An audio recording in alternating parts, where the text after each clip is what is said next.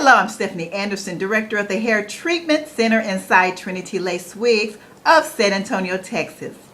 We believe that the future of medicine will rely on the ability of the body's own cells to fight disease, repair damage, and, in this case, regrow hair.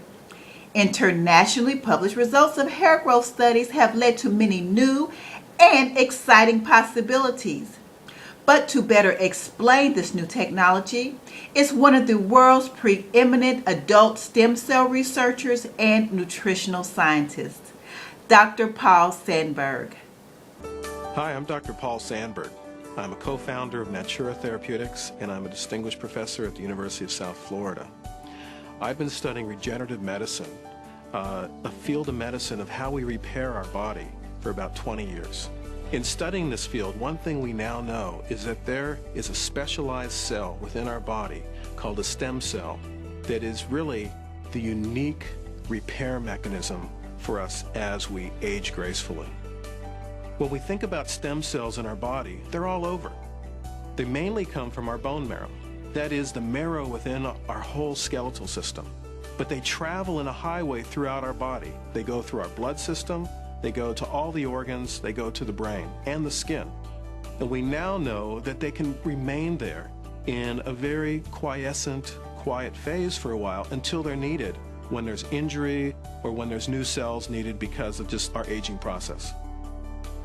Stem cells are unique from other cells. We all know that a cell divides, but when a stem cell divides, it does what's called an asymmetric division.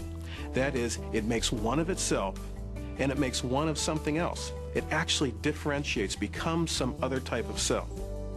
And this could be any body cell. It can be a brain cell. It can be a skin cell. It can be a liver cell. I mainly study brain function and brain diseases such as stroke, Parkinson's disease, spinal cord injury. And what we now know is that while in school we thought that there were no more brain cells. You were born with as many as you're going to have. But we know that's not true. We know that there are stem cells in our brain that actually continue to develop and divide as we grow. And they become new neurons, new brain cells, make new connections. There are some current theories about aging, disease, and in fact now relate to stem cell function. If stem cells are not in the right numbers, do not function properly, then we see diseases occurring. We see us age perhaps faster. It's very important that we understand how stem cells work in the body. It is probably the most important area of medicine, in regenerative medicine, right now, and probably for the next few decades.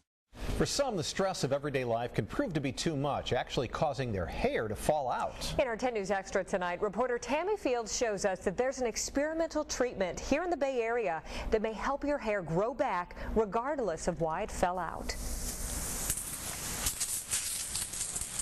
Under the hot Florida sun, why in the world would 30-year-old Russell Gibson be sporting a knit stocking cap? In nearly 3 years, hardly anyone has seen him without it. Nobody really knows that I have this problem except for 2 or 3 people I've actually told. In his garage, in private, when no one is home, is the only time he removes it. He shaves his head so you can't see the circular clumps of hair that have fallen out. He has alopecia areata. It's an autoimmune disease where white blood cells attack the hair follicle, which stops hair growth on the scalp and on the body too. It just became multiple patches all over. It can be brought on by extreme stress. When Gibson developed it, he was on an emotional roller coaster. Yeah, it just starts out like multiple little tiny patches, like the size of a dime. Worst of all, there is no cure. It's tough for Gibson because growing up, he always had a full head of hair. This has changed his life. We got to the point where I didn't go over and see my family unless it was daytime. That way I could wear sunglasses and a hat, cover up.